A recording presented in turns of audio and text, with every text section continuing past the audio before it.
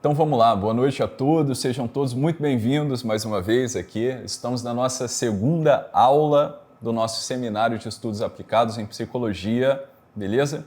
Quem está chegando hoje, seja muito bem-vindo. Quem não me conhece, eu sou o presidente aqui, fundador, diretor, chefe, CEO, tudo que vocês imaginarem aqui do Instituto Brasileiro de Psicologia Clínica, sediado no Rio de Janeiro, aqui na Barra da Tijuca, tá? Que está completando 5 anos de fundação nesse ano de 2026, beleza? Ótimo. Então estamos aqui para falar do nosso tema de hoje, da aula 2, que é a guerra entre as ciências, beleza? Quem não acompanhou ao vivo ontem a aula, a nossa primeira aula, tá? O modo correto de se estudar psicologia, a gravação está aqui disponível para vocês, depois tentem acompanhar a gravação da nossa aula, tá certo? O replay já está liberado aqui no YouTube para vocês, beleza? Show!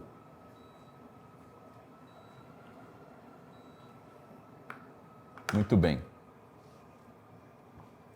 Perfeito! Vamos lá.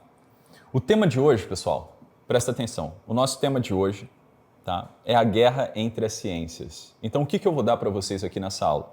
Tá? Vou dar um panorama geral a respeito da guerra que existe, né, às vezes de modo implícito, às vezes de modo explícito, entre psicologia e medicina.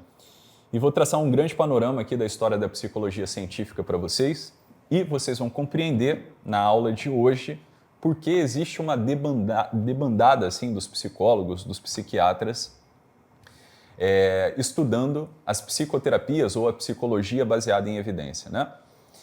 Por que a maioria dos psicólogos e psiquiatras e terapeutas veem na terapia baseada em evidência uma autoridade, digamos assim, beleza? Então é isso que nós vamos tratar hoje na nossa aula. Primeiríssima coisa, antes da gente entrar no nosso tema de hoje, tá? Tem que ficar muito claro para todos vocês o seguinte: em toda organização coletiva existe uma hierarquia. Em todas as relações humanas existe um eixo de poder, beleza? Então, nenhuma organização de pessoas funciona sem uma estrutura de poder que dê para essa organização um modo de funcionamento, tá? E na sociedade humana não é diferente. E dentro dos campos do saber, isso também não é diferente. Então, existe dentro da academia uma disputa de legitimidade e autoridade entre as ciências, tá claro? Qual ciência é mais importante, beleza? A nível de Estado, a nível de sociedade também é assim que funciona, tá claro? Então, essa é a primeira coisa que a gente tem que ter em vista, tá? Existe uma disputa de poder, ora implícita, ora explícita, entre os campos do saber. Tá bem? Que também são interdependentes entre si, mas que a gente não pode perder de vista essa realidade. Tá claro? Por quê? Isso envolve legitimidade institucional, né? Reconhecimento institucional e mercado de trabalho, dinheiro. Tá claro? Então, essa é a primeira coisa que eu gostaria que todo mundo aqui tivesse em vista. Então, vamos lá. A nossa aula de hoje, eu dividi ela em 3 grandes eixos aqui, em 3 partes. Tá? Nesse primeiro eixo, nesse primeiro momento da aula, a gente vai falar da constituição psicológica do psíquico, daquilo que é a psique, tá? Que é o fundamento da discussão e o fundamento dessa guerra entre as ciências. Então, pegando um gancho na aula de ontem, para quem faltou, para quem não estava presente, tá? Na aula de ontem, olha só, eu tratei do seguinte. Na aula de ontem, sinteticamente falando, né, fazendo uma grande síntese, um grande resumo da aula de ontem, eu postulei aqui para vocês que a psicologia ela não é uma ciência que você estuda ou que você se aprofunda, não é um campo de investigação do saber, que você estuda do mesmo modo como você estuda outras ciências. Por quê? Porque quem investiga o que é psique é uma psique. Então, digamos assim, você está estudando psicologia, tá claro? acompanha aqui comigo, presta atenção. Você inventou de estudar psicologia, entrar numa graduação, num curso livre, numa pós-graduação, você terminou medicina e está fazendo aqui a tua residência em psiquiatria, a tua pós em psiquiatria. Então você está estudando psicologia, tá certo? Olha só, quem está estudando a psique?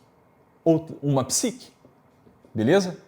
Então, quando você parte para o método observador-objeto, que é o método através do qual, digamos assim, você estuda outros campos do saber, você já vai cair num grande engodo. Porque o teu objeto de estudo é você. Você é uma psique, ou você tem uma psique, né? Tanto faz. Beleza? Então, o método através do qual o estudo da psicologia ele traz para você um resultado é o método da introspecção. Tá?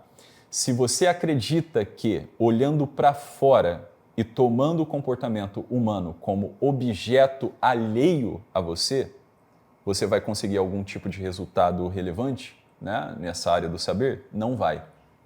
Tá?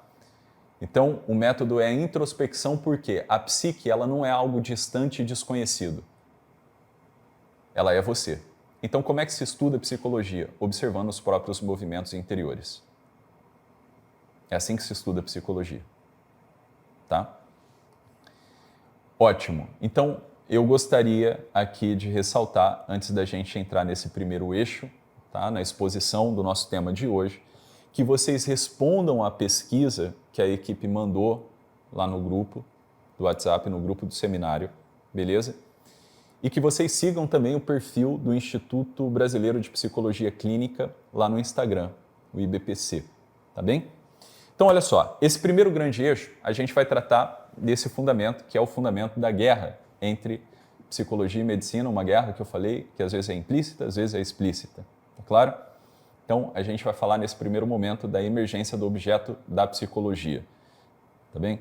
Então, o que a gente precisa ter em vista nesse primeiro momento, nessa primeira parte da aula, é o seguinte, galera. Tá todo mundo acompanhando aí no chat, né? A psicologia científica, pessoal, ela não nasce como uma nova disciplina, beleza? Isso daqui a gente precisa saber mesmo, né? Você está bem diante dos nossos olhos. Ela não nasce como uma nova disciplina dentro dos campos do saber, mas como um regime de verdade sobre o sujeito. Tá certo? Então, o marco institucional, tá, da psicologia científica, ele se dá na Universidade de Leipzig, beleza? Na Alemanha, com Wilhelm Wundt, em 1879, tá? No laboratório de Wundt. Mas a questão epistemológica, tá? Ela é central. Como o psíquico se torna objeto científico? E isso daqui é o grande questionamento da época. Tá bem? Então, a gente está falando aí de século XIX, tá certo? Século XIX, 1879. E a grande pergunta é como o psíquico, como a alma, digamos assim, se torna objeto científico, ou seja, mensurável. Como que a gente consegue mensurar, tá? O comportamento humano? Porque, veja, até então, institucionalmente falando, a coisa começou antes, tá? Esse movimento, ele começa com a filosofia de Augusto Comte, o positivismo.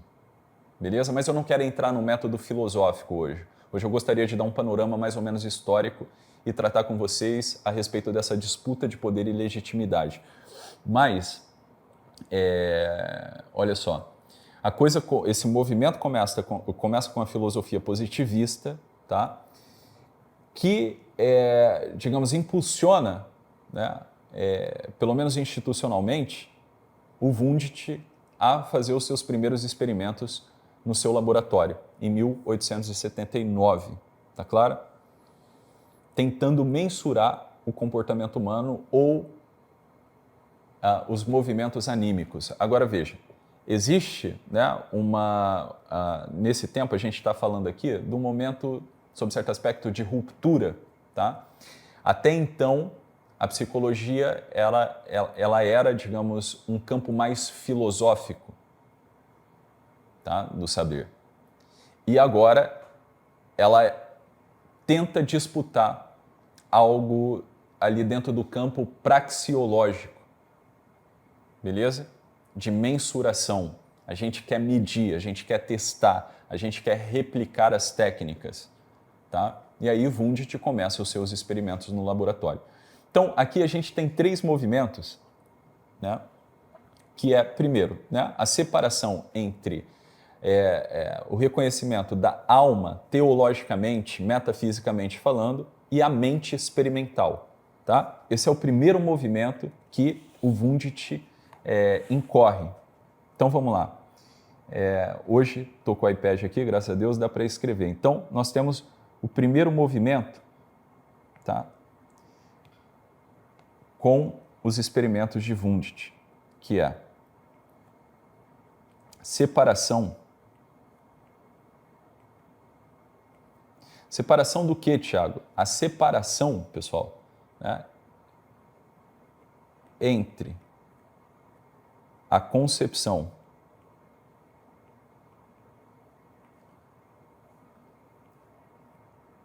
de uma psicologia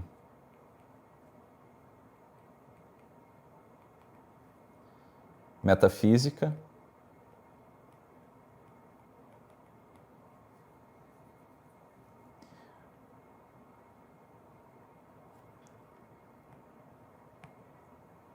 e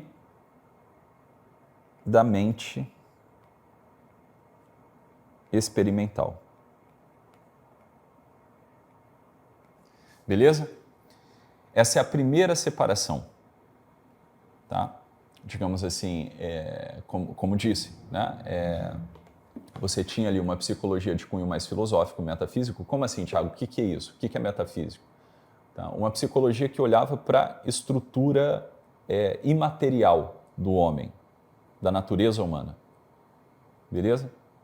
Então, o ser humano, ele possui, digamos assim, né, dentro da filosofia clássica, da antropologia filosófica clássica, você tem ali o ser humano que possui faculdades, ou seja, potências imateriais que se atualizam. Tá? Quando você tem esse primeiro movimento dos experimentos ali no laboratório do Wundt, né, no laboratório de Leipzig, e os experimentos também de Pavlov, você começa separando essa compreensão epistemológica. Tá?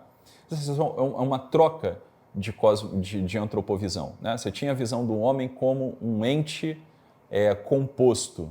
Olha só, com os experimentos do Wundt, você tem a separação, tá? A ruptura, digamos assim, com uma psicologia mais metafísica, de cunho metafísico, tá claro? Mais filosófica. A metafísica se volta para aquilo que está além da estrutura do mundo físico, beleza?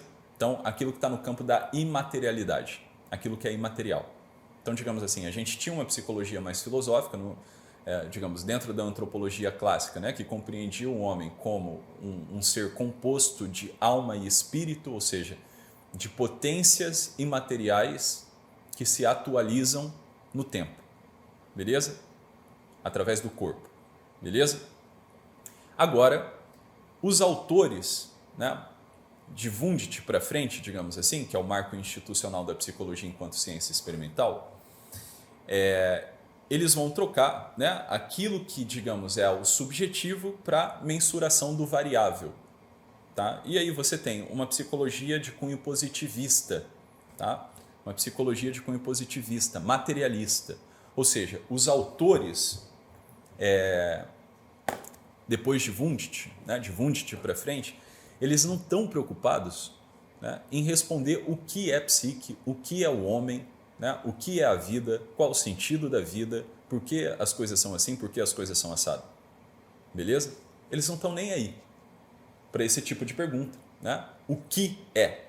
Eles não querem saber o que é, eles querem saber como funciona, beleza? Como que a gente pode medir, como que a gente pode controlar, como que a gente pode replicar, beleza? Então, o avanço da técnica sobre o comportamento humano, tá?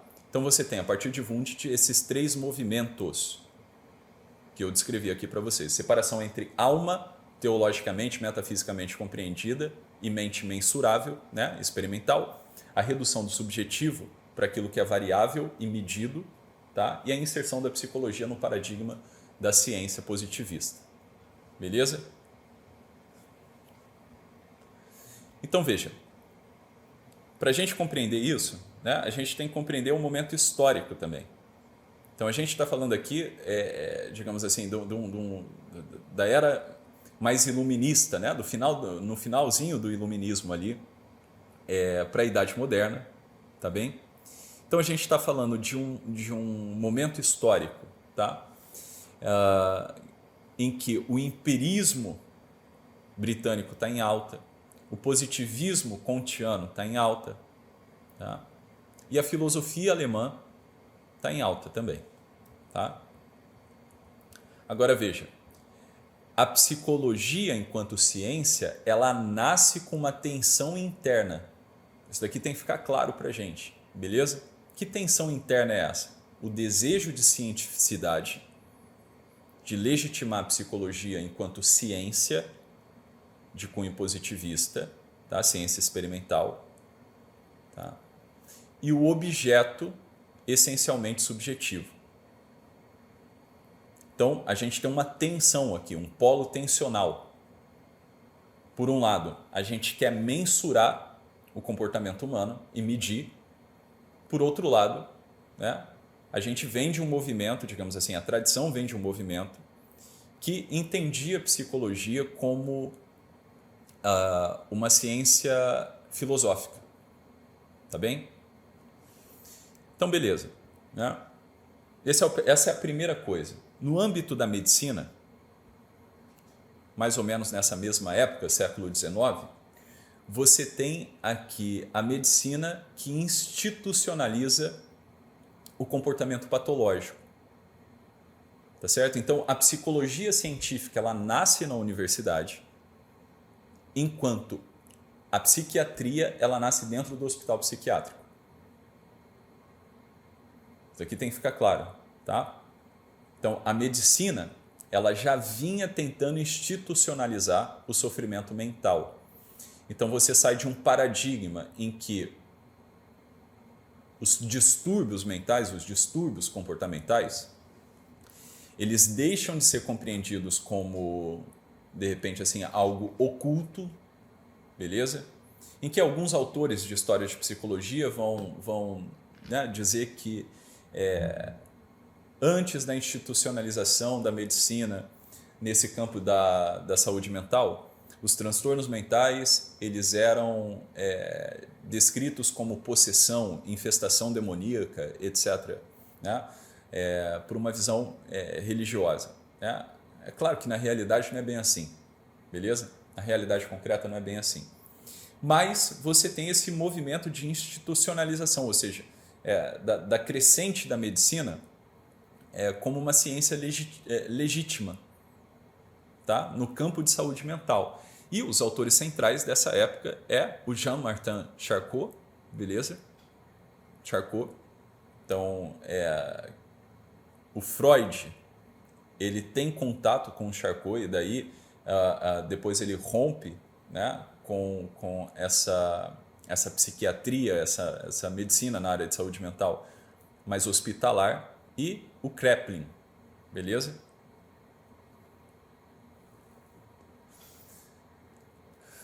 O Kraepelin é o autor que vai impulsionar depois, lá na frente, agora no século XX, a criação do DSM, ou seja, a padronização do comportamento patológico ou do sofrimento psíquico.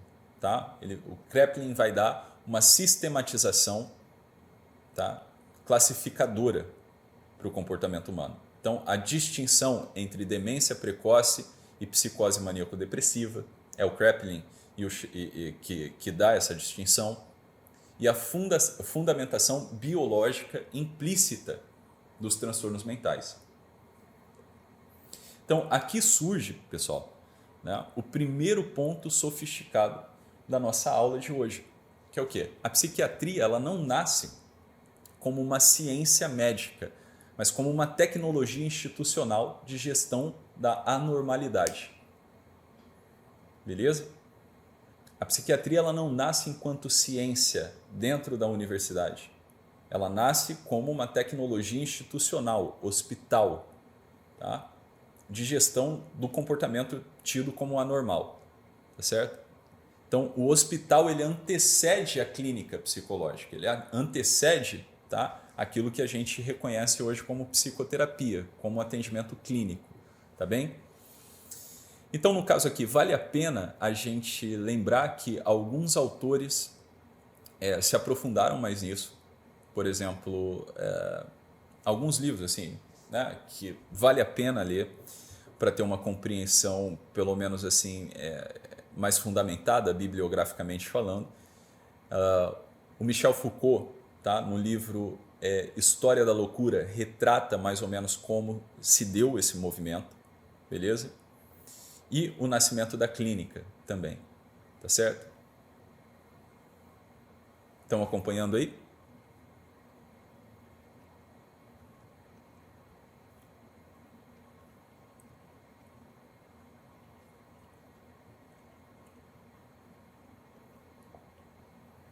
Tá ótimo. Então vamos lá, tá? Vamos continuar aqui a nossa aula. Então percebam, com esse avanço da medicina na área de saúde mental, institucionalizando o comportamento, institucionalizando e disciplinando, né? A pergunta não é mais o que é a loucura. A pergunta é quem pode nomear o comportamento patológico ou a loucura, beleza? Então existe uma disputa implícita, tá claro? De quem é que disciplina o que é anormal daquilo que é o normal, né? Em comparação, beleza? Então beleza, olha só. É isso que a gente precisa entender nesse primeiro momento da nossa aula, tá? Você tem ali o Wundt com os experimentos, tá? Mensurando e separando uma psicologia mais filosófica daquilo que é a psicologia científica, tal como a gente conhece hoje, e ao mesmo tempo você tem ali a medicina avançando dentro do hospital. Então você tem um movimento aqui mais acadêmico com o Wundt, tá? E no mesmo tempo, século XVIII, beleza? Você tem aqui a institucionalização, digamos assim, do comportamento patológico através dos hospitais psiquiátricos ou dos asilos psiquiátricos, tá bem? É claro que isso daqui, gente, daria para dar um curso disso daqui, né? Aprofundar pra caramba, né? E entrar nos pormenores da história, tá certo? Como que os asilos psiquiátricos foram usados pelos estados, né? Ali como os governos totalitários faziam uso, como que a medicina ela pode ser usada nesse sentido, tá? Para controle comportamental da população, enfim. Mas é um tema interessante, mas complexo ao mesmo tempo, que não cabe. Assim, eu queria continuar essa conversa com vocês, mas a gente precisa seguir aqui o nosso conteúdo programático do dia de hoje. Então, olha só. Essa é a primeira coisa que tem que entender, beleza? A psicologia experimental ela nasce dentro da universidade e a psiquiatria, tá? Ela nasce aqui na instituição hospital, beleza? Gravem isso na cabeça de vocês. Agora a gente vai entrar no nosso segundo eixo aqui da nossa aula, que é o seguinte: a clínica ela aparece nesse meio aqui no campo de disputa simbólica.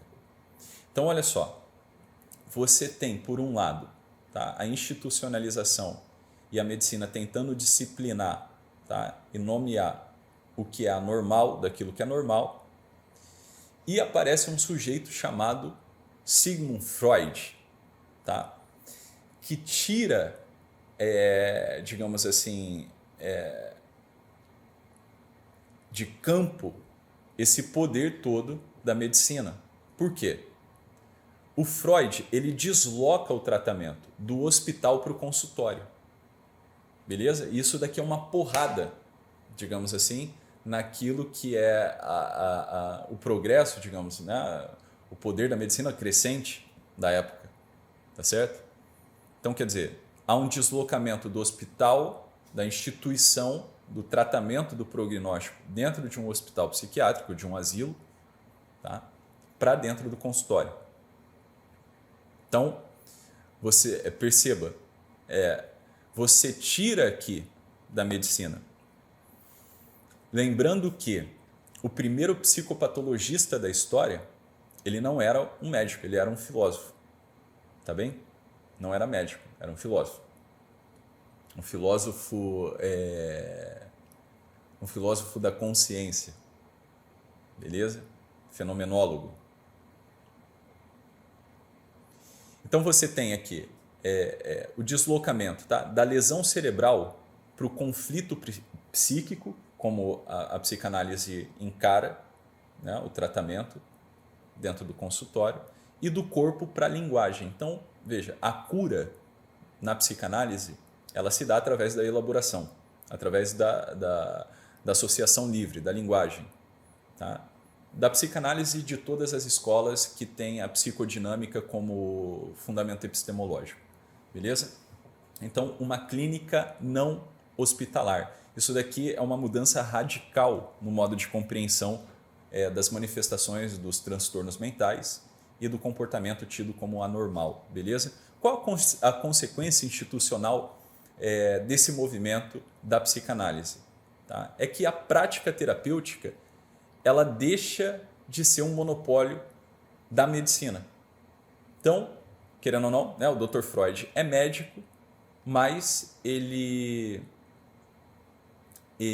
acaba tirando, digamos assim, da mão dos médicos esse poder que os médicos tinham, tá, de disciplinar e de tratar os distúrbios comportamentais. Tá claro?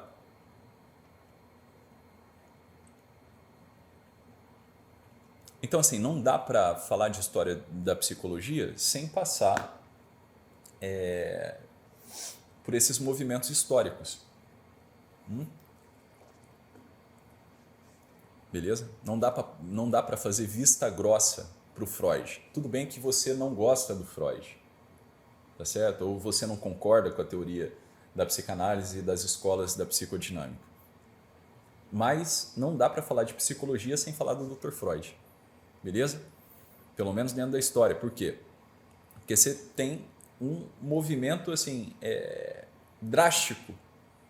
Beleza? A prática terapêutica deixa de ser um monopólio médico. Tá bem? E aqui a gente está falando o quê? De 1900 já. Século XX. Tá? Século XX. Século XIX para o século XX. O movimento que acontece ali na transição do século XIX para o século XX. Beleza? Então, o modelo, tá, norte-americano é interessante também, porque é o seguinte, nos Estados Unidos, o processo ele é meio distinto do que acontece na Europa. Tá? Então, a gente tem ali, na psicologia norte-americana, dois nomes muito conhecidos e muito fortes, tá? Que é o John Watson e o Skinner, beleza? Então, o behaviorismo, ele fortalece o método experimental. É isso que a gente tem que ter em vista num primeiro momento. Beleza? A objetividade da observação, tá certo? E o distanciamento da psiquiatria. Agora, olha só. A disputa nos Estados Unidos não é pelo domínio ou pelo monopólio de saúde mental. A disputa que acontece nos Estados Unidos com Watson e Skinner, tá, é uma disputa pelo estatuto científico da psicologia. Então, a busca de legitimidade através do método. Tá claro?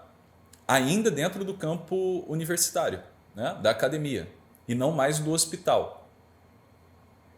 Tá claro?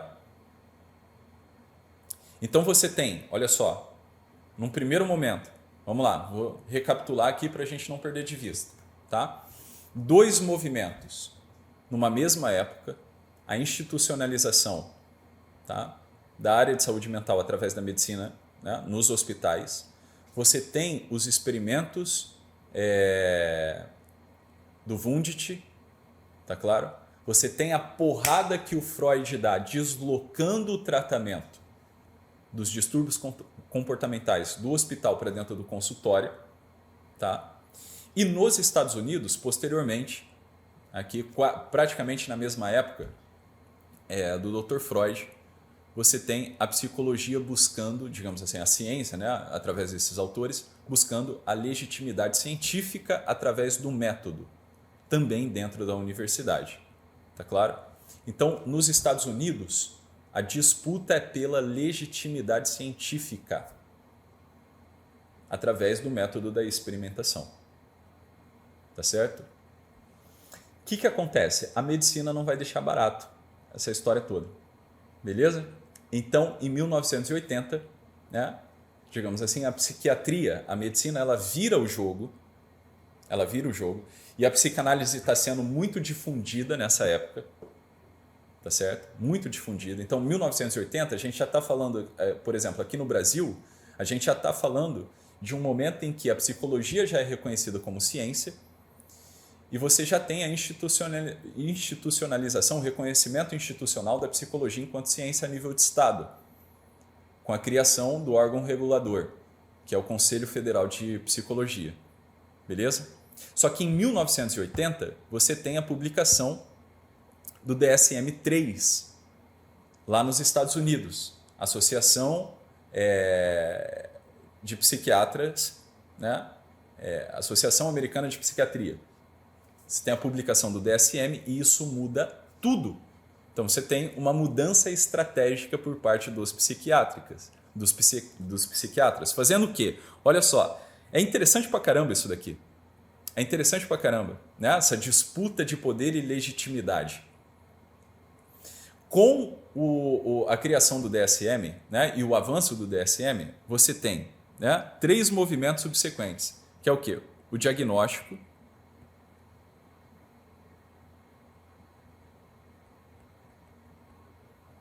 ou seja, né, o diagnóstico descritivo, tá certo?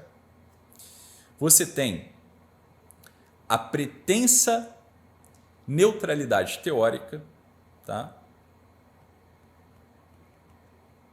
Neutralidade teórica e o avanço da psicofarmacologia.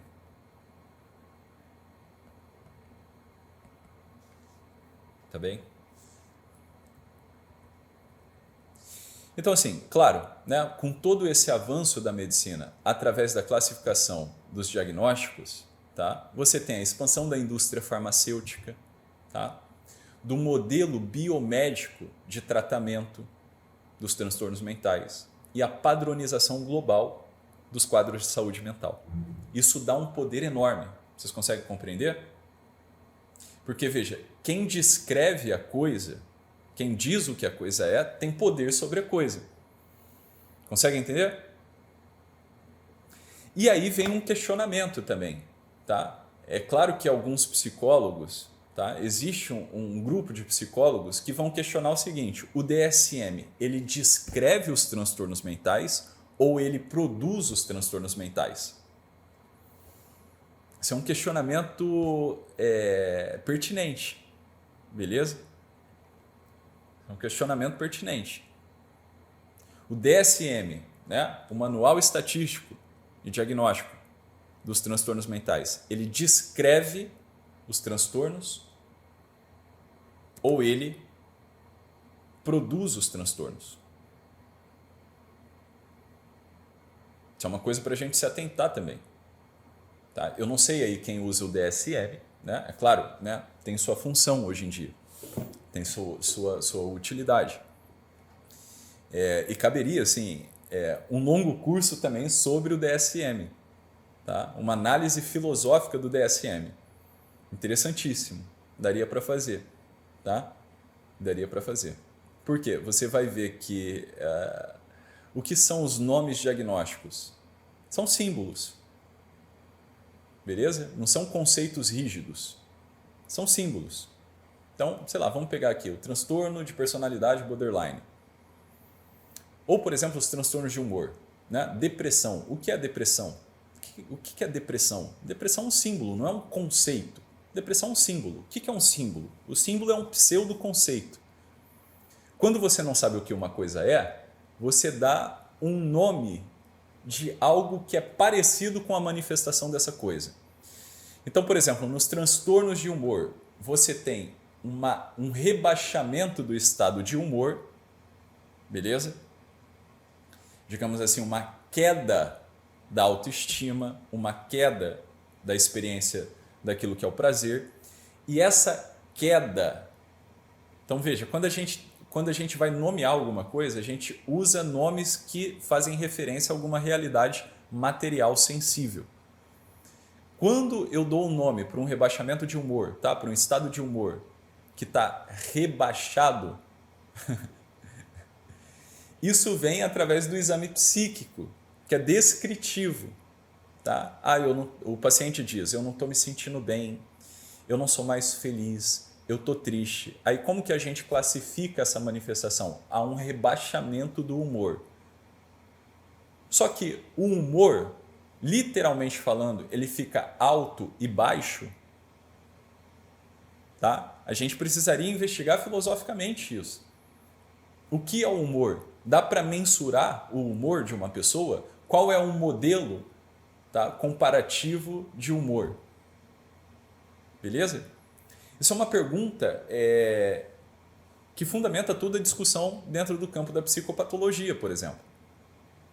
Então, qual é o modelo de comparação daquilo que é o normal para o anormal?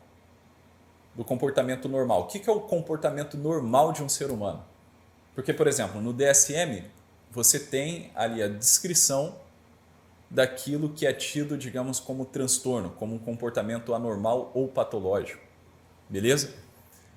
Agora, o patológico, ele só existe em relação ao saudável, aquilo que é saudável. E aí eu pergunto para vocês, isso daqui se você perguntar isso para o teu professor de faculdade, né, o teu professor de residência, de programa de pós-graduação, você vai dizer, professor, beleza, a gente está aqui estudando psicopatologia, mas qual é o modelo de comparação para a gente considerar aquilo que é patológico? Tá? O patológico está em relação àquilo que é o normal. E o que é o normal? Ou o que é o saudável? O que é o não patológico? Beleza? Isso é uma pergunta interessantíssima e dá pano para manga isso daqui. É uma discussão que dá pano para manga. Tá certo? Maneiro, né? Maneiro, eu sou suspeito, eu gosto dessa coisa. Eu gosto dessas coisas. Tá? Então, olha só. Nesse primeiro momento, né? Aqui a gente falou de duas coisas. Tá? A primeira, tá?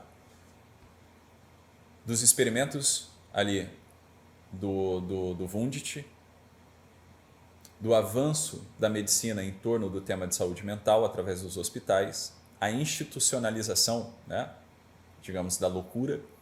Você tem aqui o Freud que dá uma porrada nesse avanço e faz o deslocamento para o tratamento dentro de consultório particular clínico. Nos Estados Unidos você tem esse movimento da psicologia buscando legitimidade científica, tá? E você tem aqui um quinto movimento, que é o movimento que eu acabei de descrever, tá? Da Associação Norte-Americana de Psiquiatria, tá? Com a criação do Manual Diagnóstico Estatístico de Transtorno Mental, beleza? Agora, nessa terceira parte da aula, eu gostaria que vocês prestassem muita atenção, porque isso tem a ver com a debandada de muitos psicólogos, psiquiatras, terapeutas, buscando, digamos assim, o rótulo, né, de psicólogos baseados em evidência, né? Da psicologia baseada em evidência ou das psicoterapias baseadas em evidência. E eu vou mostrar para vocês o que é isso, tá? E depois eu faço um apanhadão geral no final da aula. Olha só, nesse terceiro momento, do que a gente vai falar? A gente vai falar de biopolítica, Estado e mercado de saúde mental, beleza? Então, olha só, quem disciplina o que é loucura, quem diz o que é loucura, quem diz o que é o normal, o patológico, tá? Acaba exercendo um certo tipo de poder sobre o comportamento coletivo, tá bem? Então, existe uma disputa, obviamente, tá certo? Então, as profissões, elas também são campos de poder, tá certo? Então, profissão é monopólio de competência. Beleza, galera? Toda profissão no nosso tempo, tá? Ela busca o reconhecimento estatal. Então, você tem aqui a tentativa de transformar uma atividade profissional, tá? Em objeto de lei, de constituição, como foi com a psicologia lá em 1962, beleza? E o controle de mercado também. Tá? Então existe todo um movimento, aqui no Brasil inclusive, de transformar a psicoterapia numa atividade restrita a psicólogos. Restrita a psicólogos. Existe uma ala ali que pressiona o Conselho Federal de Medicina, ou de medicina não, de psicologia, para pressionar os deputados a passarem um projeto de lei que torna a psicoterapia uma atividade regulamentada e exclusiva de psicólogos. Só que eu acho muito difícil esse tipo de projeto de lei passar pelo seguinte, né? Você tem as pessoas que se formaram em psicanálise. Você tem outras pessoas que praticam a psicoterapia, digamos assim, através de outros cursos, né? De outras escolas, sei lá, as psicoterapias alternativas. Você tem os psiquiatras também. Como é que vai ficar essa turma? Como é que você vai regulamentar essa coisa? Beleza? E mesmo que regulamente a psicoterapia e torne ela uma atividade exclusiva de psicólogos e psiquiatras, as pessoas vão continuar oferecendo algum tipo de amparo, né, com outro nome. Né? Não vai chamar psicoterapeuta, não vai chamar psicoterapia, mas vai chamar outra coisa. Beleza? Então, a disputa que existe para transformar a psicoterapia numa atividade regulamentada, na verdade é uma disputa linguística, simbólica, e não literal. Beleza? E não literal. É claro que isso tem um certo tipo de consequência na realidade. Mas as pessoas que não são formadas em psicologia, em medicina, em psiquiatria, tá? Elas vão continuar fazendo a mesma coisa com um nome diferente. Tá? Com um nome diferente. Beleza? Então perceba, né? É isso que eu estava dizendo. Profissão, então, é monopólio de competência, reconhecimento estatal e controle de mercado. Beleza? Então, nesse sentido, a psiquiatria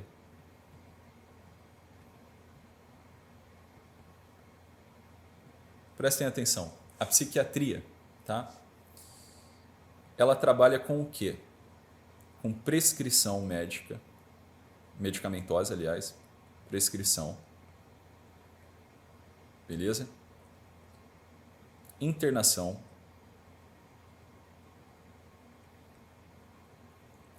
e ela tem reconhecimento institucional jurídico.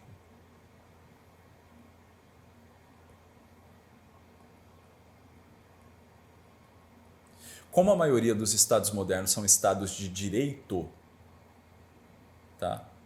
São estados de direito, e a psiquiatria, né, a medicina, ela tem um reconhecimento estatal, ela tem sua função dentro do organismo social e ela tem um reconhecimento jurídico, isso dá um poder enorme, beleza? Institucionalmente falando, para a medicina e para a psiquiatria. Já a psicologia, vamos lá.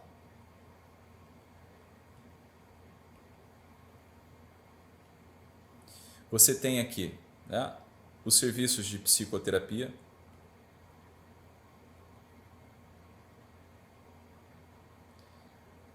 de avaliação psicológica.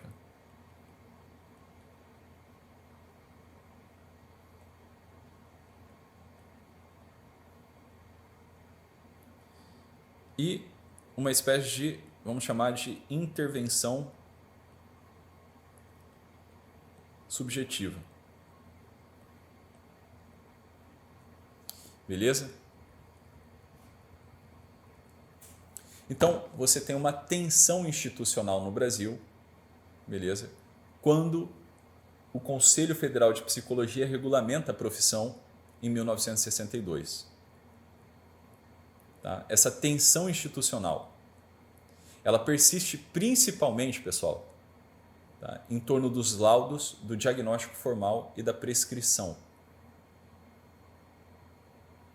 Tá claro? Você tem uma tensão institucional. Por quê? Por exemplo, vamos supor que você está atendendo um paciente, tá? E esse paciente está fazendo acompanhamento psiquiátrico. E de repente, né, você não concorda com o modelo de tratamento, o prognóstico, a metodologia que o psiquiatra está utilizando. Beleza? Como é que faz? Então existe uma tensão aí. Consegue compreender? Existe uma tensão aí. Existe uma disputa, tá, de legitimidade aí. Quem fala mais alto? O psiquiatra, beleza? Que tem um RQE ali, que tem um CRM dele. O que é mais forte? O médico ou o psicólogo? O médico ou o terapeuta? Dá para compreender ou não? Existe uma guerra entre essas duas ciências. Que se complementam, né? Óbvio que se complementam. Mas essa guerra que eu estou falando é uma guerra institucional, uma guerra de legitimidade. Tá certo? Então você tem ali também a biopolítica e normalização da coisa. Tá? Então, retomando aqui aquilo que o Michel Foucault, beleza? Você vai perceber que a saúde mental na modernidade, ela também é um instrumento biopolítico. Como assim biopolítico? Tá? O Estado pode usar da autoridade ou da legitimidade de uma ciência, de uma profissão, né, para finalidade de controle coletivo. Como aconteceu na pandemia, beleza? Os médicos, durante a pandemia, eles acabaram virando, assim, digamos, uma espécie de sacerdote. Né? A última palavra é do médico, a última palavra é do cientista, a última palavra é, beleza, da medicina, no final das contas. Tá certo? Por quê? Porque você tem a penetração no tecido cultural de um tipo de visão de mundo, de sentido da vida, que é todo materialista. Ou seja, é proibido morrer, é proibido adoecer. Adoecer é mal, morrer é mal. Então, veja, se eu tenho o avanço de uma concepção de mundo materialista, é claro que a medicina vai ganhar força. Vocês conseguem compreender ou não? Conseguem compreender? Se eu tenho aqui, numa cultura, numa sociedade, a concepção de que morrer é mal e viver é bom, eu tenho que lutar até o último segundo, tá, da minha vida para não morrer.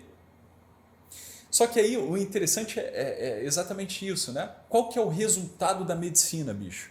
Onde está o resultado da tecnologia da medicina, das técnicas médicas?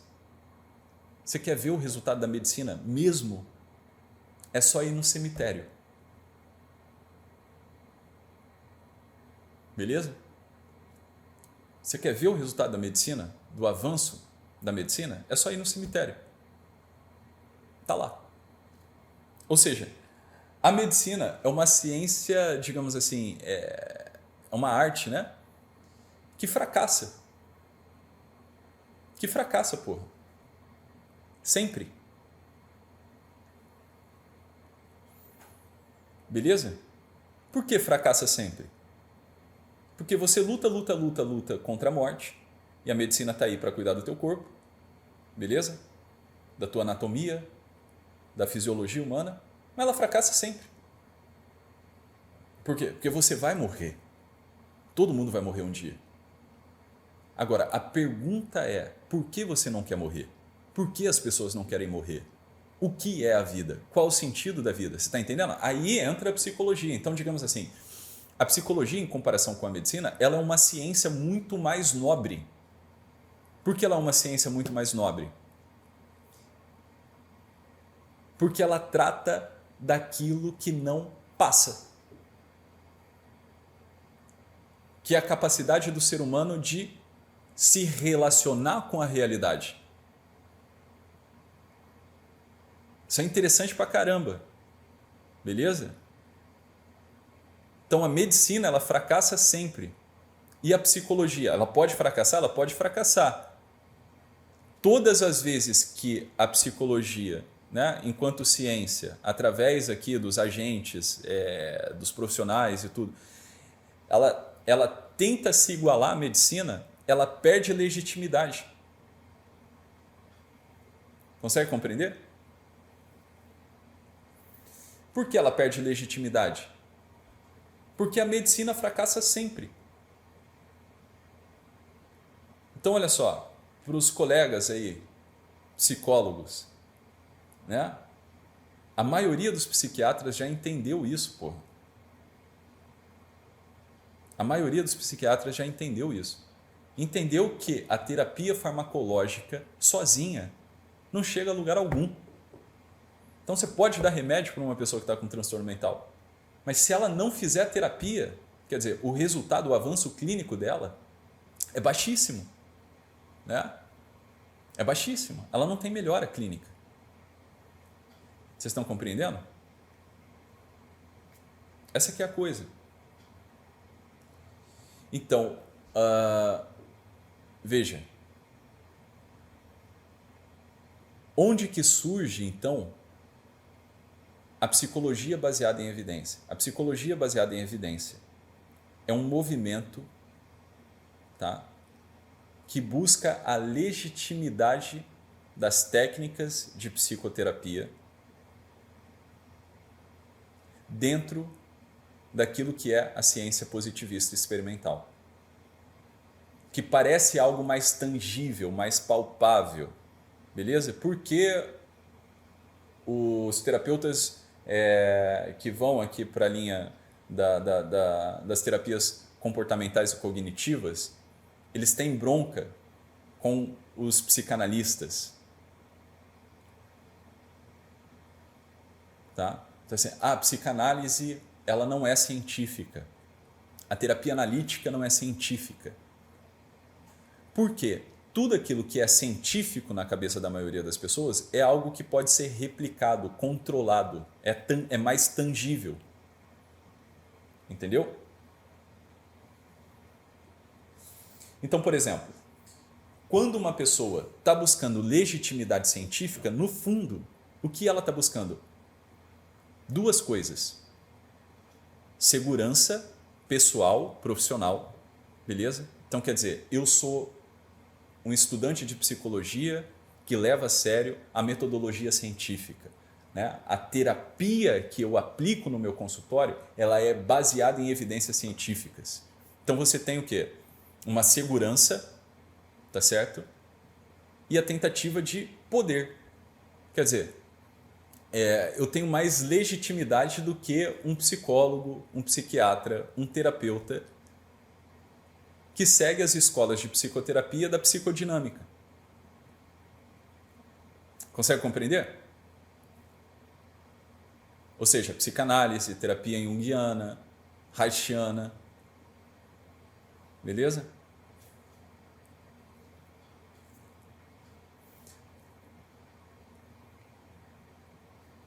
Isso é interessante.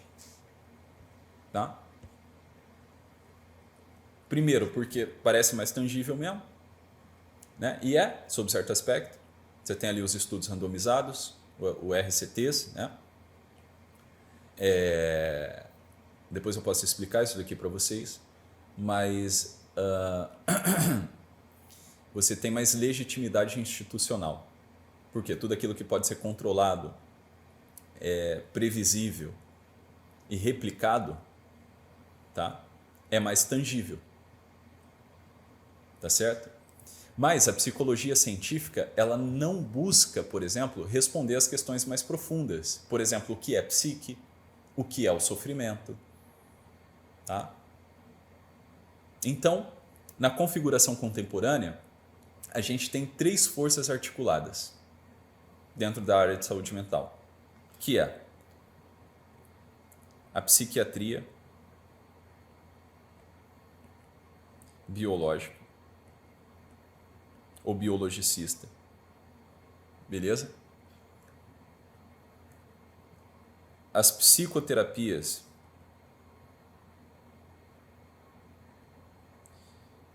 baseadas em evidência, beleza? E a neurociência. Você quer legitimidade? Você quer ter autoridade enquanto psicólogo, enquanto psiquiatra, ou enquanto uma pessoa que é formada em outra área do conhecimento? É só você dizer que você é neurocientista. Você tem pós-graduação em neurociência, que você fez um mestrado em neurociência, que você fez um doutorado em neurociência. Beleza? Por quê? No nosso tempo, tudo aquilo que você adiciona ciência, neurocientífico, neurociência, tá? Tem legitimidade, tem, digamos assim, fé pública. Né? Você tem uma espécie de fé pública. Todas as vezes que você adiciona o termo, a palavra ciência ou científico, tá? Você tem, digamos assim, um efeito hipnótico da palavra ciência sobre a massa. Entendeu? Então, por exemplo, se eu me apresento como um neuropsicólogo, um neurocientista, porra, tá? É muito diferente de eu me apresentar como, sei lá, um psicanalista, um terapeuta. Entendeu? Porque, quer dizer, se eu estudo a neurociência, se eu sou um especialista em neurociência, isso tudo parece mais tangível. Parece que eu estou mais dentro da realidade do que uma pessoa que olha para a psicodinâmica de funcionamento de um paciente. Dá para compreender? Ou para um profissional, para um estudante, tá? Que flerta, digamos assim, com a filosofia. Por quê? Filosofia é muito complicado, pô. Ficar pensando o que as coisas são, por que as coisas se manifestam desse modo e não de outro modo, qual o sentido da vida, qual o sentido do sofrimento, o que é o sofrimento, etc. Tudo isso dá muito trabalho. Então, é melhor a gente, digamos assim, trabalhar a adaptação das pessoas, ou seja, mensurar o comportamento humano, tentar aqui controlar, ver a melhor metodologia, por exemplo, para tratar transtorno depressivo, transtorno de ansiedade, transtorno obsessivo compulsivo, né? Adicção. É melhor a gente metodologizar um tratamento e tentar universalizar ele do que a gente ficar se perguntando e tratar indivíduo por indivíduo, né? Então vamos pelo padrão, vamos tentar padronizar a coisa, beleza? Porque fica mais fácil mesmo. Então, digamos, sob certo aspecto, a psicologia científica, ela foi feita mesmo por uma pessoa mais, sei lá, intelectualmente mais preguiçosa. Beleza?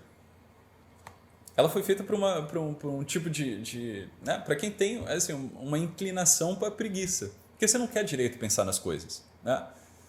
Você não quer pensar direito no significado das palavras. Você não quer pensar direito, né, digamos assim, na relação entre palavra e realidade, entre signo, significado e referente. Beleza? Então, aí a terapia, digamos assim, ela é protocolar. Então você tem um protocolo, né, nas terapias baseadas em evidência, você tem um protocolo para tratar ansiedade, um protocolo para tratar depressão, um protocolo para tratar, sei lá, transtorno obsessivo compulsivo, como eu falei. Beleza? Só que assim, tem um limite, né? Por exemplo, se eu colocar um paciente com transtorno de personalidade para um profissional que é da terapia baseada em evidência tratar, ele vai ter um trabalhão, pô. Entendeu? Ele vai ter um trabalhão. Isso eu te garanto. Beleza? Então, a disputa entre psicologia e medicina não é apenas uma disputa técnica. É uma disputa sobre o que é o sujeito, o que é doença, o que é normalidade e quem detém a autoridade para definir isso. Beleza? A psicologia nasce buscando cientificidade. A medicina, ela se consolida via institucionalização estatal.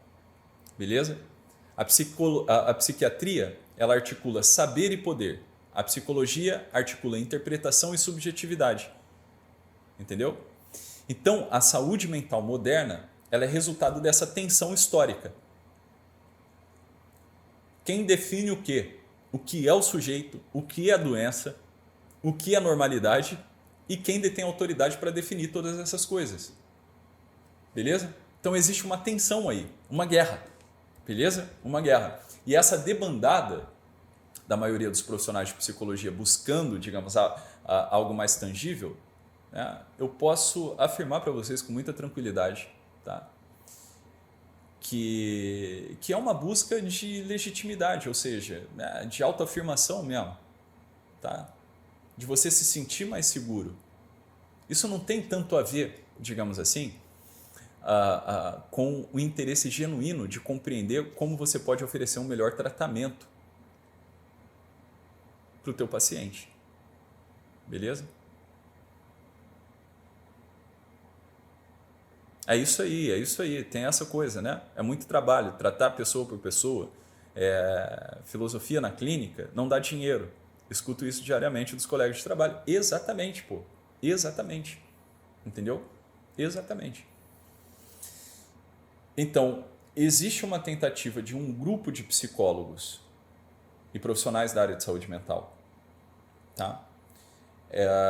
De se equiparar à medicina. Só que isso, digamos assim, beleza, né? Tem sua utilidade no sentido de você descobrir o que dá para replicar dentro do consultório e o que não dá para replicar dentro do consultório. Tá? Mas o que eu queria frisar aqui, deixar claro para vocês, é que, pelo menos aqui no Brasil, tá? Do que eu vejo, do que eu já vi nesses anos todos, isso é mais uma tentativa de buscar uma segurança pessoal, profissional, do que realmente um interesse genuíno de compreender qual o melhor tratamento que você pode oferecer para o teu paciente. Beleza? Porque não é estranho, prestem atenção, não é estranho que você trate uma pessoa sem uma definição clara do que é psique, do que é pessoa, do que é sofrimento, do que é transtorno mental, do que é diagnóstico. Não é estranho? Não é estranho que você mexa em uma coisa sem saber o que ela é? É muito estranho. Tá entendendo? Assim, dá pra fazer? Dá pra fazer, né? Dá pra fazer, digamos assim. Você não precisa ser um mecânico para dirigir um carro. Beleza? Você não precisa ser um mecânico para dirigir um carro. Só que, se você entende de motor, meu amigo, é diferente. Tá compreendendo? Se você entende de motor, daquilo que é a essência, a forma do motor, beleza? A função de cada peça, como a coisa funciona de verdade, beleza? Se você sabe cuidar do carro, se você sabe para onde dirigir esse carro, é muito diferente. Beleza? É mais cômodo usar protocolos engessados e rígidos sem entender realmente o sofrimento do sujeito, tentando modular o sujeito um novo padrão. Exato, é assim.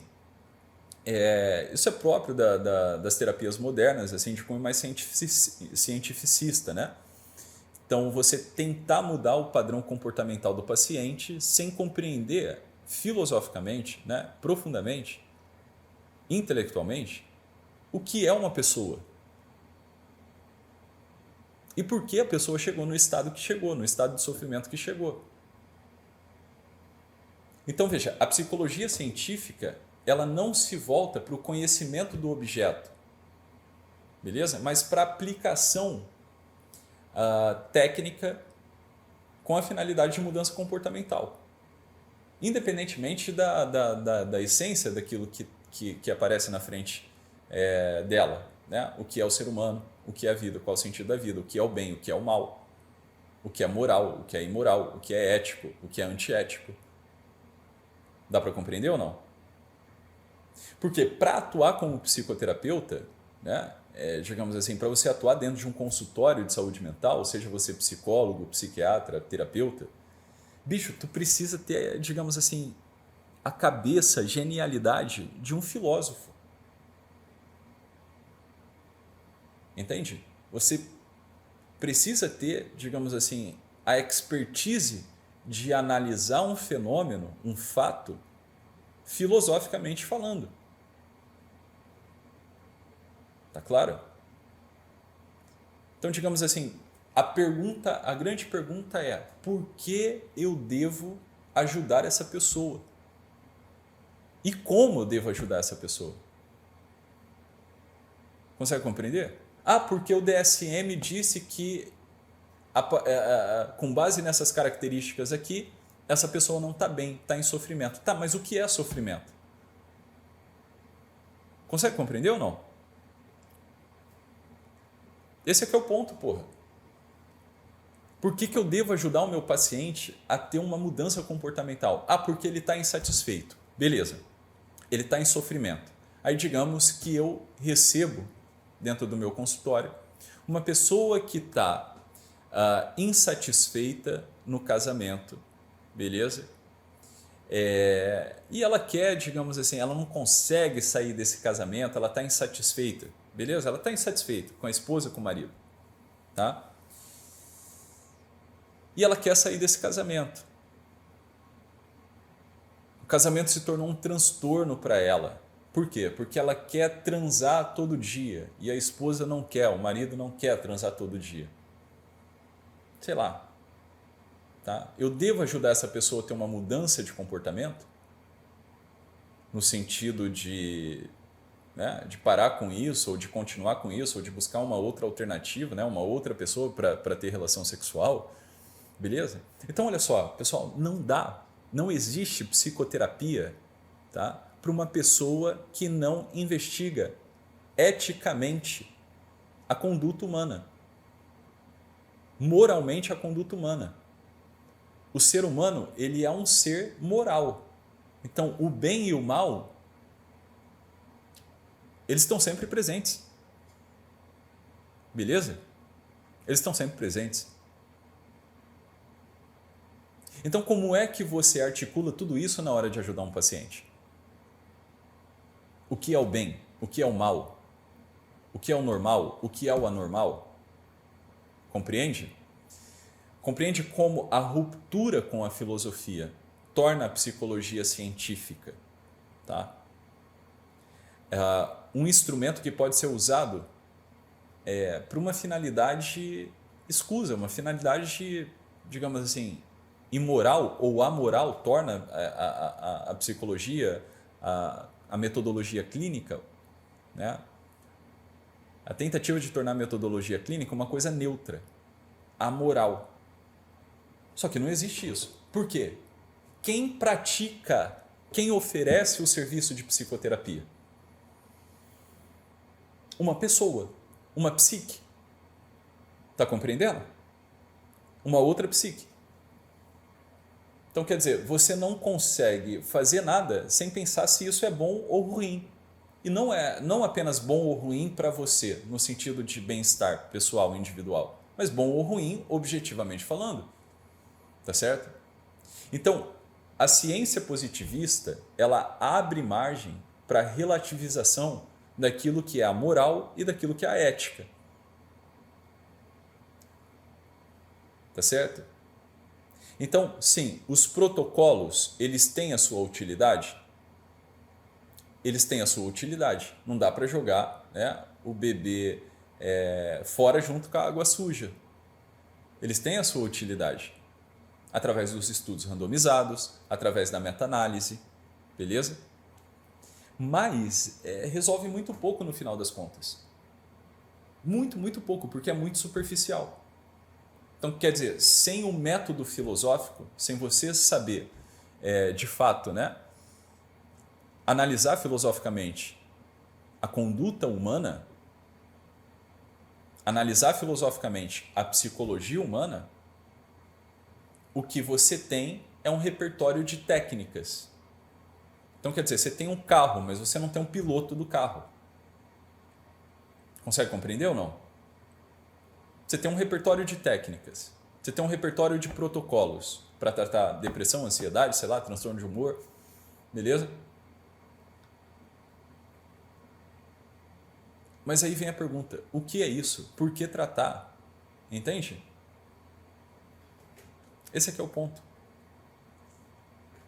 Então, quer dizer, sem um treino filosófico, não dá para você ser terapeuta, horas. Não dá para você abrir o teu consultório e atender pessoas. Entendeu? Sem um treino filosófico é impossível, pessoal. Então, isso vai gerar muita insegurança. Porque parece que você entende alguma coisa de gente, mas no fundo tu não entende, porra. Consegue compreender ou não?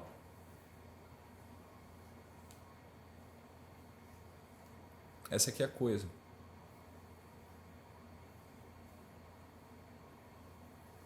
Tiago, pode parecer uma pergunta boba, mas existiria alguma abordagem que conseguiria juntar essas duas dimensões de filosofia e comportamento sem se tornar uma neurose obsessiva de validação? Olha, Matheus,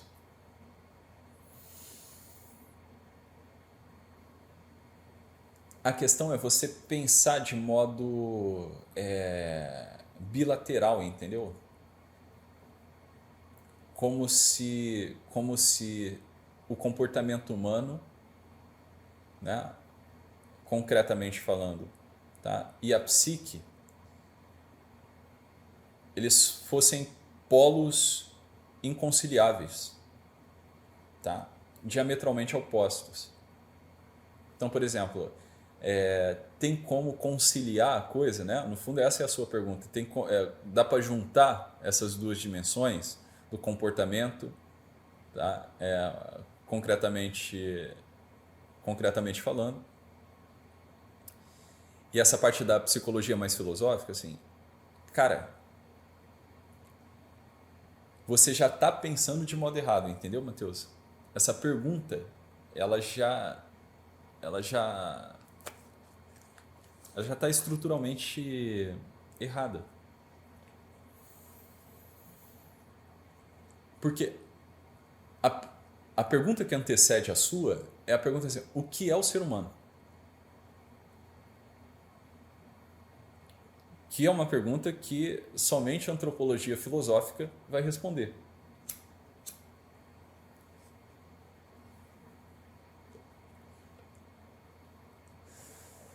Tá claro?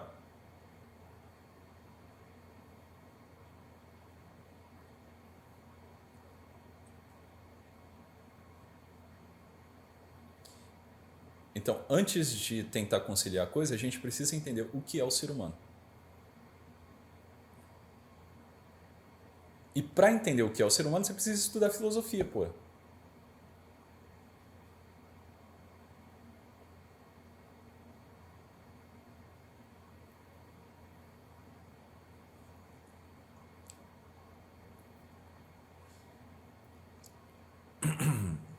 Para saber disso, o que é a pessoa, é essencial estudar metafísica, filosofia, não tem outro modo, exatamente.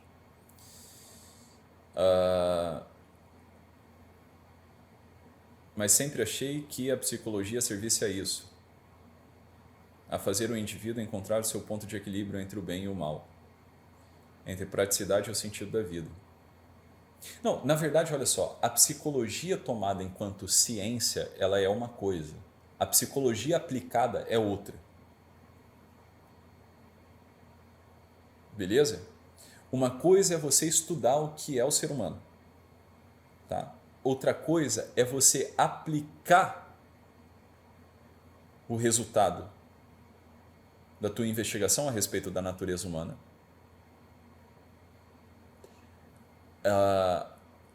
na mudança comportamental de uma pessoa, pô.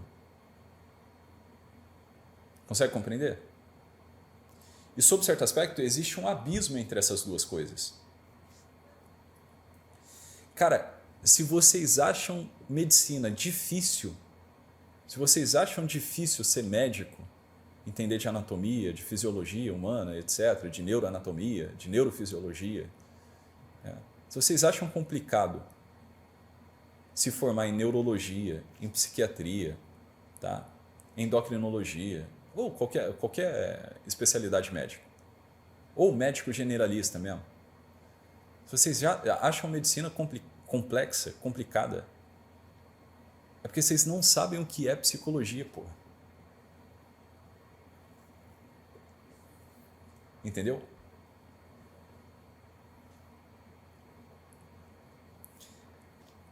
A medicina perto da psicologia é uma brincadeira de criança. É um parquinho. Beleza? É um parquinho de diversões. Por quê? Medicina é uma arte, é uma técnica que você aprende. É uma técnica. Você está estudando aqui o campo da materialidade. Como eu falei, a medicina fracassa sempre, sempre. O resultado da medicina está no cemitério. Agora, você quer algo complexo mesmo, é a área de saúde mental, que envolve essas duas dimensões do ser humano. A dimensão material e imaterial.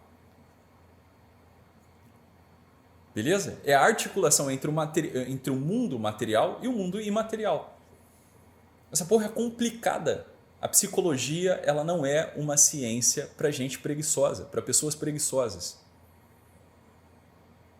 A psicologia, ela é tão complexa quanto o direito, beleza? Só que você tem o direito, né? A ciência do direito, e você tem um direito positivista. Beleza? Você pega um profissional do direito, um estudante do direito, né? De cunho mais positivista, cientificista, e você pega uma pessoa que entende mesmo do direito, filosoficamente falando. Esse cara aqui, ele tem muito mais consistência do que o cara que é apaixonado por direito positivista.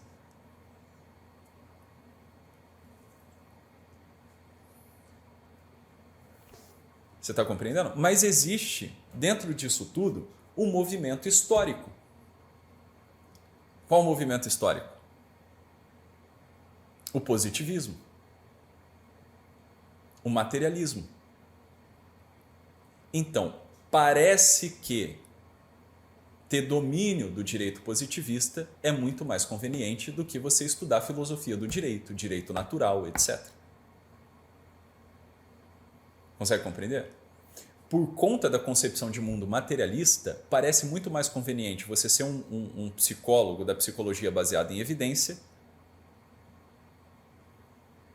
tá claro? Do que você ter uma abertura simbólica, filosófica, para compreender os fenômenos do comportamento humano.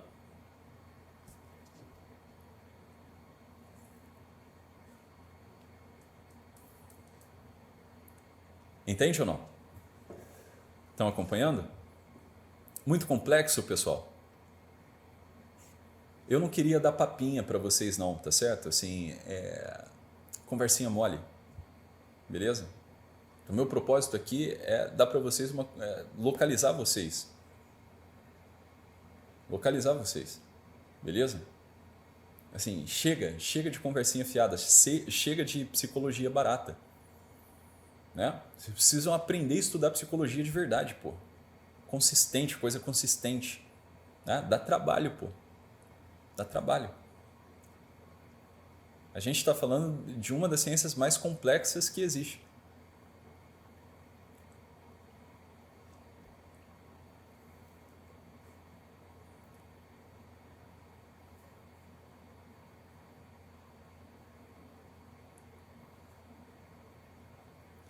Então, por exemplo, outra discussão, tá, interessante é a seguinte.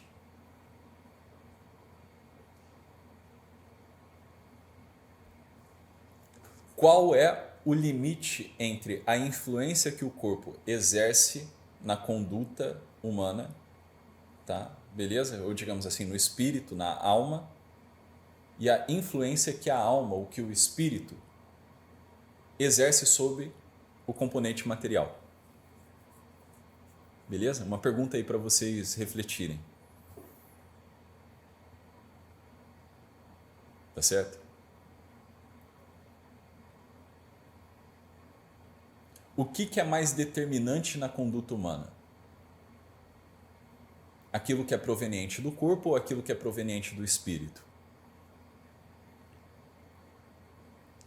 Aquilo que é proveniente da fisiologia humana ou aquilo que é proveniente da vontade, tomada metafisicamente como uma potência imaterial da alma?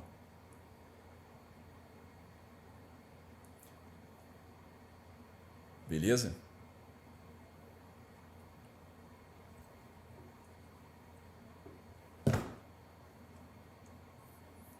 A gente vai explicar o comportamento humano, tá certo? Como condicionamento operante, ou a gente vai para a linha do arbítrio humano, da liberdade humana.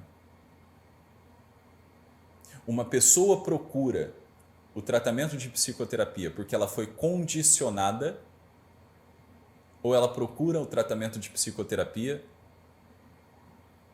no exercício da sua liberdade, porque ela quis. Você se tornou psicólogo, terapeuta, psiquiatra, médico, porque você foi condicionado para isso ou porque você quis? Tá compreendendo?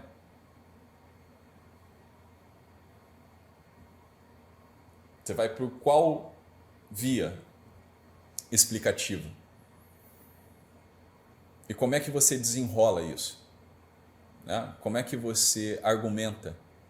O que parece mais razoável para a conduta humana? Entende? Essa é a discussão da coisa. Essa é a discussão da coisa. Tá entendendo? Como que você concilia essas duas posições que parecem à primeira vista assim, opostas e inconciliáveis? Isso daqui é o que vocês têm que meditar, porra. É o que vocês têm que meditar, entendeu? Então, será que o ser humano ele é mesmo condicionável? Existe um limite para esse condicionamento do comportamento humano?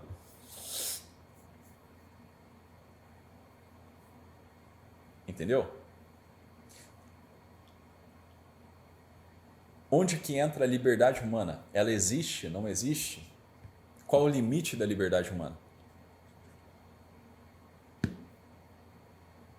Então, por exemplo, eu não sei como que se atua, né, como profissional de saúde mental sem ter essas respostas.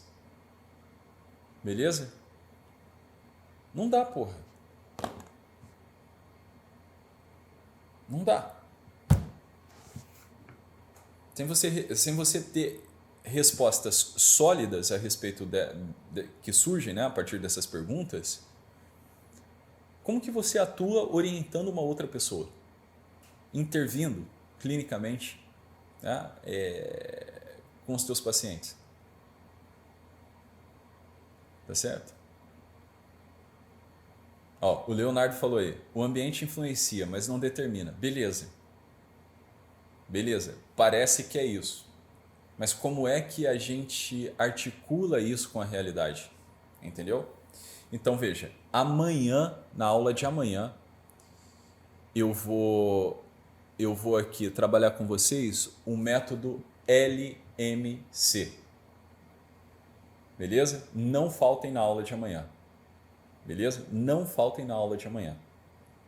Se vocês não entenderem o que é o método LMC, vocês nunca vão conseguir estudar psicologia. Vocês nunca vão ter segurança clínica, vocês nunca vão ter a segurança profissional que vocês esperam, buscam, tá certo? A atuação de vocês vai estar sempre fadada à insegurança, ao risco, né?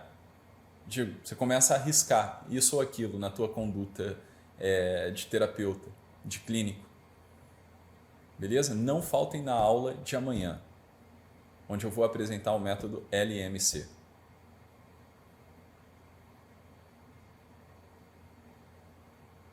Beleza? Show. Deu para compreender, né?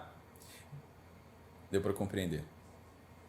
Então, assim, para a gente encerrar e fazer um apanhado geral da aula de hoje, para não ficar confuso aí para vocês,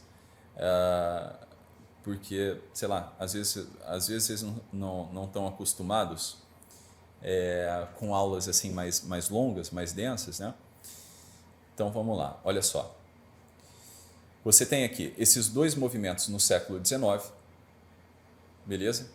O nascimento da psicologia com Wundt em 1879, tá certo? Você tem ali, ao mesmo tempo, né, a psiquiatria nos hospitais com Charcot e Kraepelin, o controle médico da loucura, a classificação das doenças mentais, tá certo? Você tem ali para o lado da psicologia o início da psicanálise consultório, né? Ou seja, a psicologia clínica com a psicanálise, o Freud, toda a psicodinâmica, a psicanálise, a terapia da fala, a clínica fora do hospital, né? O tratamento, o prognóstico fora do hospital.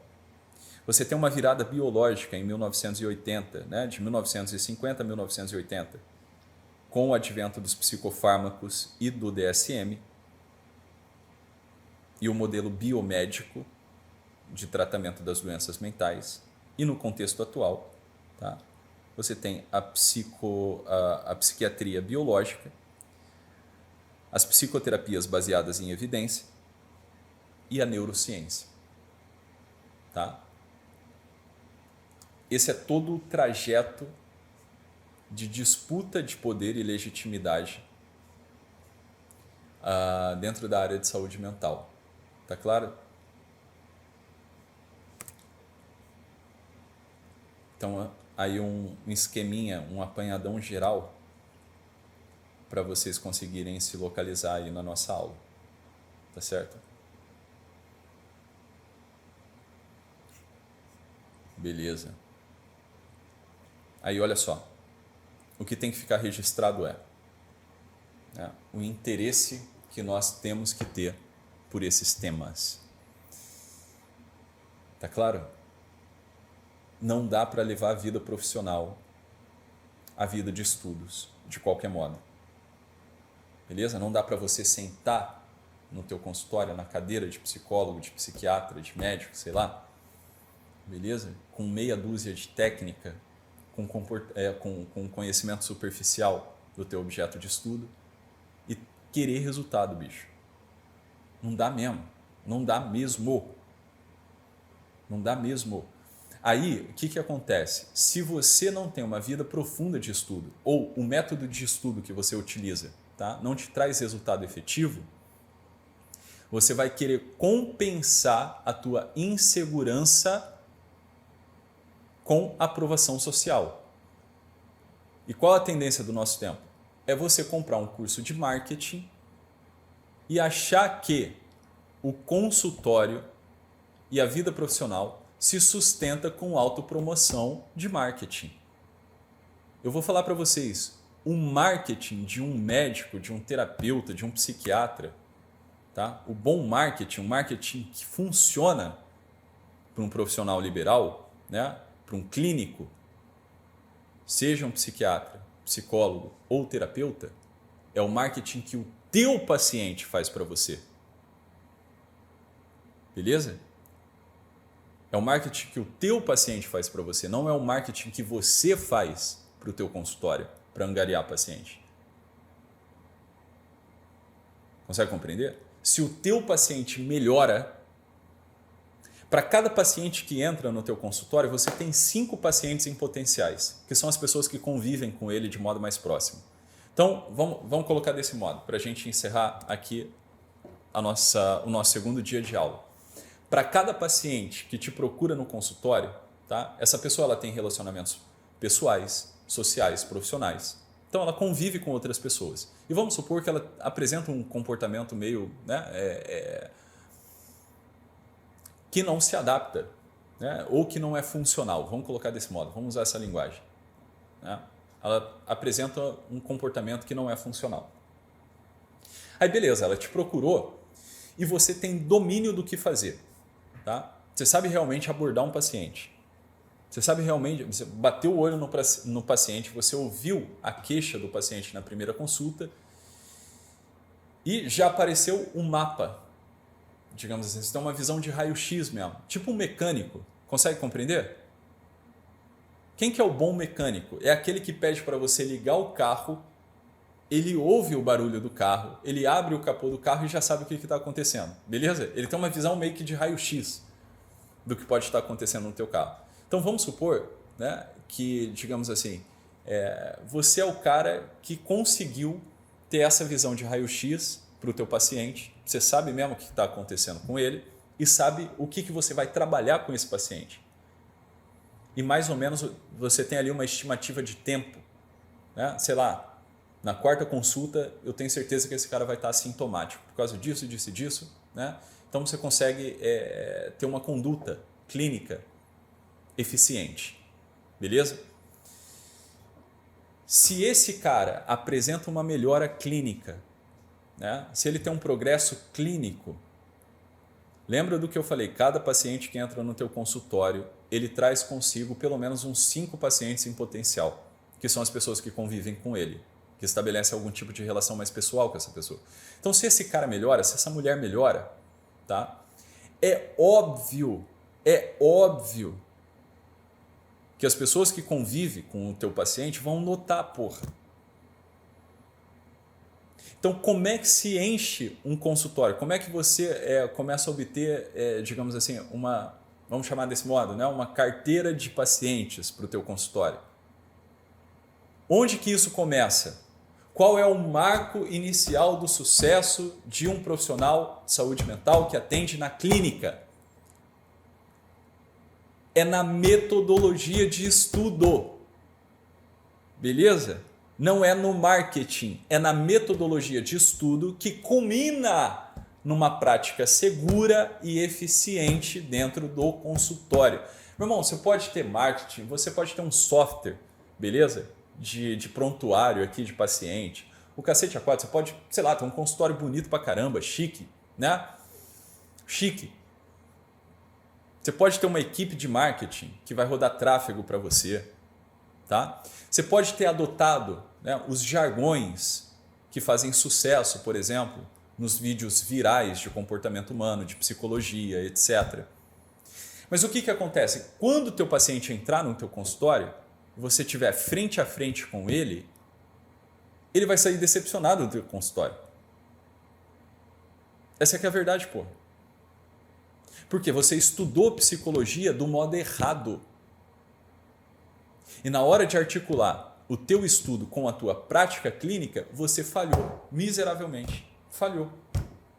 Então, quer dizer, a melhora desse paciente não é uma melhora que vai se sustentar no tempo.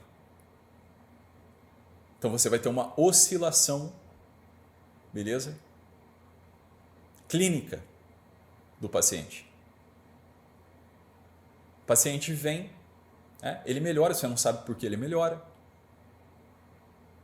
Tá claro? Você não sabe se foi a terapia, o contato com você, o contato daquela psique com a tua psique que causou a melhora. Você não consegue avaliar isso. Ele pode ter melhorado por outras variáveis. Ele pode ter parado de sofrer por outras variáveis.